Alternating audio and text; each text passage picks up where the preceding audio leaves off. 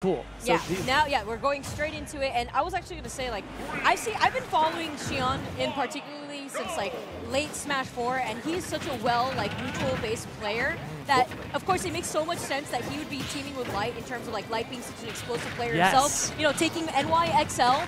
He's been deemed as, you know, a very scary force. Like, obviously, Fox is still good, you guys. Don't sleep on the character. For real, yeah, for just real. because you can't cross up, you know, with Illusion doesn't make the character bad or anything like that. I eat my own words. You see the triple up tilt coming up from Light.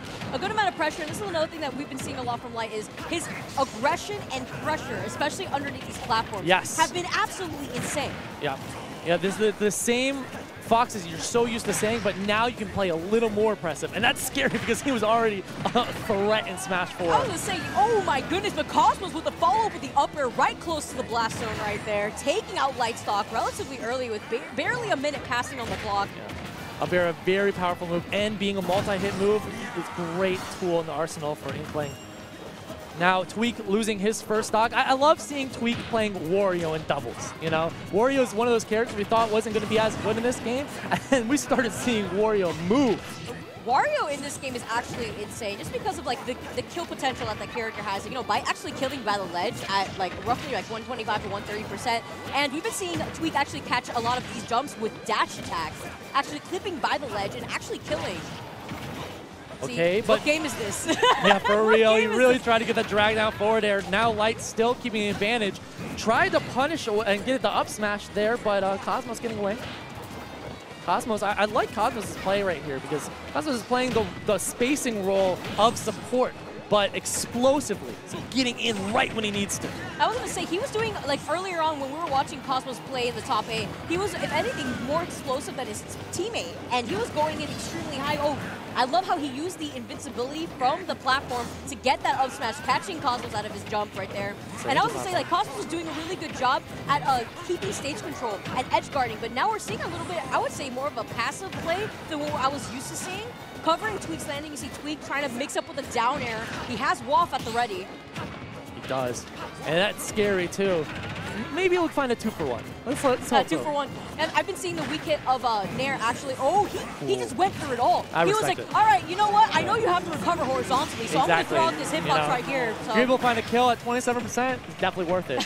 You know, but Light getting away with murder that time. All right, here we go. Light trying to apply some pressure on the Tweek. Just runs out of there. Great presence of mind to go apply pressure and get the punish onto Cosmos. Light's positioning in general is actually crazy. He went from pressuring Tweek from under the platform to being able to jump and catch Cosmos in the air with the up air right afterwards.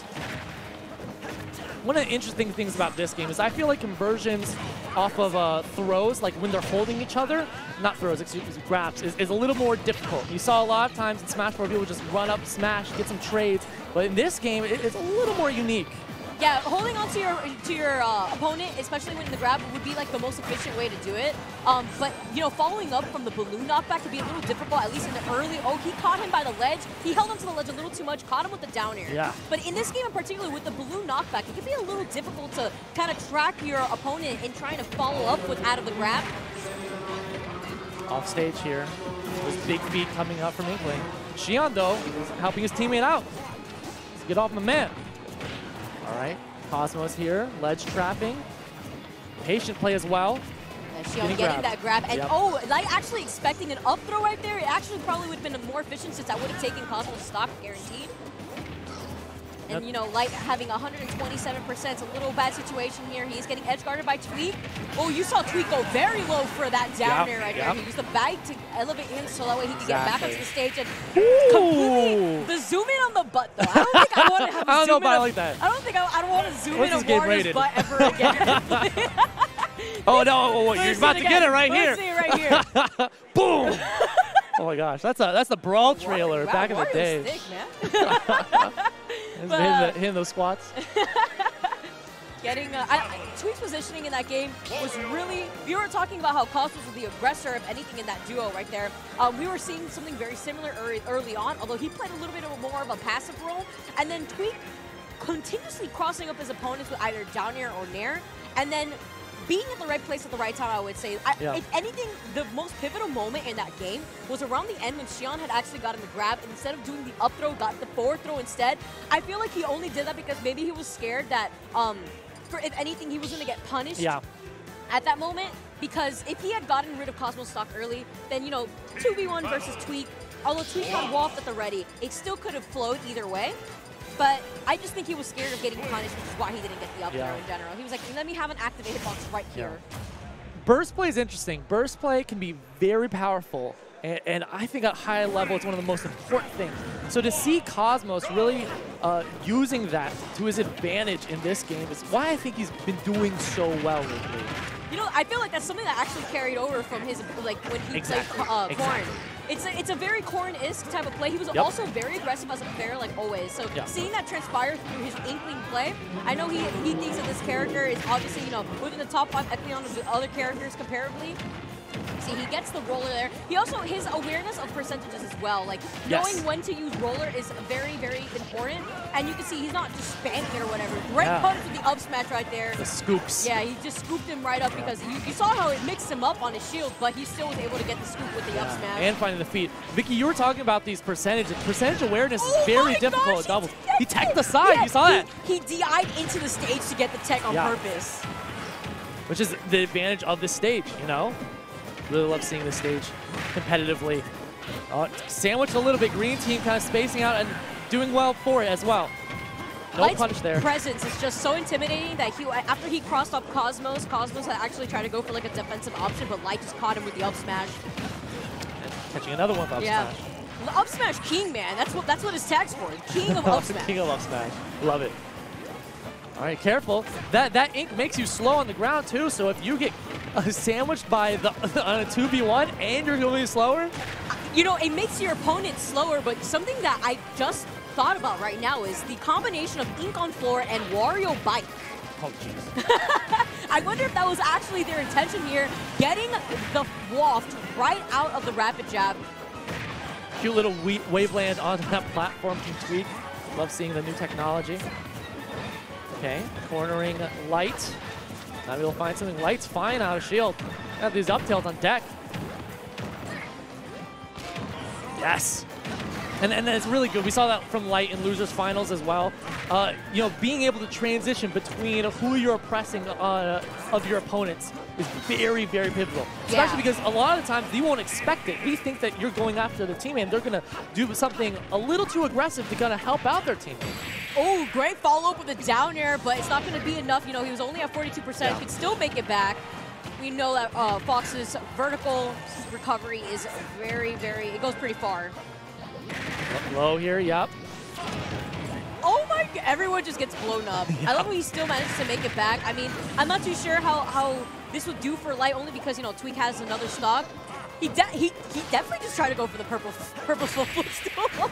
And there's that dash attack, catching his landing. I was actually, you were talking about positioning on the stage, and something that I would like to note in particular is Cosmos and Tweek, whenever they have somebody off stage, I had pointed this out actually earlier with DM Brandon, whenever they have somebody off stage, they don't tend to edge guard them necessarily. If they see that there's one other person fighting their teammate, they're like, okay, 2v1 in this situation right here. The other person has to forcibly get back onto the stage. Now they're constantly at a disadvantage. Let's make the other guy get at a disadvantage. And that's what you've been seeing going back and forth between Cosmos and Tweek in particularly.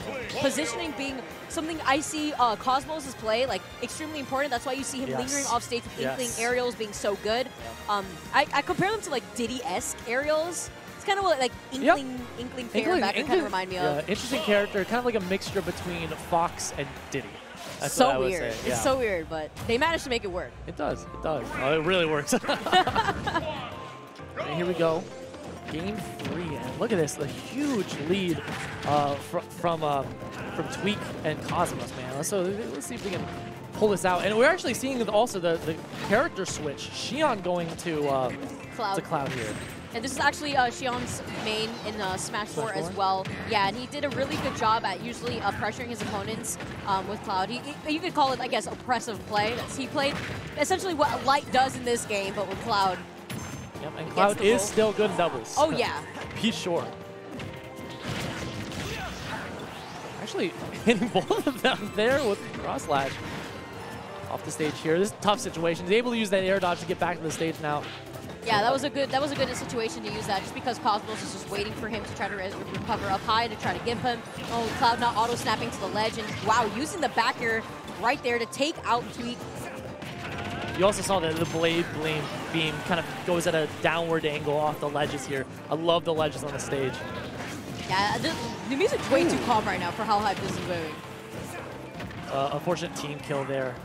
The Beyblade. Oh my goodness, if he had gotten the second spike, although Cosmos would have still been able to make it back, and the recovery is great, but that would have definitely put him at a pretty big disadvantage. Xion losing his first stock. Light caught up by Wario. Tweek looking for something here. Clap, clap. I say Light putting himself in a pretty big disadvantage, but that parry allowing him to get those triple up tilts on Cosmos. See, right there, he kept Cosmos off of him, but notice his teammate needed help, so he came to his rescue, hitting off Tweek from him. Oh, but you see, that's what he tried doing earlier, but you know, Inkling recovery is just so good. Amazing. Yeah. Amazing. You have so many options. I like the option to do the high recovery there, but at the same time, I'm not too sure. Was that an unfortunate team kill? Yeah, right it was. Another one. Yeah, you saw he tried to go for the up air to probably try to cover Xion's landing there, but unfortunately hitting Xion instead. Yeah. Yeah, that happens. And it's why spacing is so important. Here we go. There's man. Oh, Once Wario has advantage, or sorry, gets momentum, Wario's so scary in this game. You see how Tweek he really wanted Xion to actually jump right there, but it doesn't even matter. That waft taking out Light pretty early in this game. Jeez. We're talking about how Tweek and oh my. I love how you can spam the taunt sound, exactly. like literally Counter. span it. You cancel him. So it looks like Red Team has all the tools to just kind of finish off this 3-0 victory. See how they do it though. I was gonna say, I respect Xion actually fighting it out. Yes, but, I you do know, too. Like at that point, you know, when you have two players at the caliber of like Tweek and Cosmos having a stock advantage over you, it could be a little difficult to try to get out of that mess. But really good showcase from Tweek and Cosmos. Tweek going straight Wario, I believe, here in the doubles bracket, which, again, I feel like it has to do with what we were talking about earlier with, like, Inkling Roller, the fact that Roller goes to the stage, and then, you know, you have the paint splattered for you, and then Wario using Bike to his advantage. We didn't see Bike too much unless it was off stage for Tweek to elevate himself to get back, but Tweek mixing up on shield, I say, was one of the most important things that I kept seeing from him, because either Light was always put at a disadvantage, or the unfortunate situation where Light had taken Xion's stock twice in that last game right there to try to cover his teammates' landing, ending up hitting him instead for it. Yeah, mix-ups on shields and cross-ups on shields really, really good in this game. But that was doubles, and exciting, because let's make moves, let's make memories, let's talk about who's kind of laying the foundation for doubles, and also just who's good in general. That's so true. You know, I definitely think Inkling is one of those double characters where the character is going to excel as the meta progresses, not only in singles, but in doubles as well. Another doubles character that I've been thinking about that could be really, really good is Pichu. Pichu's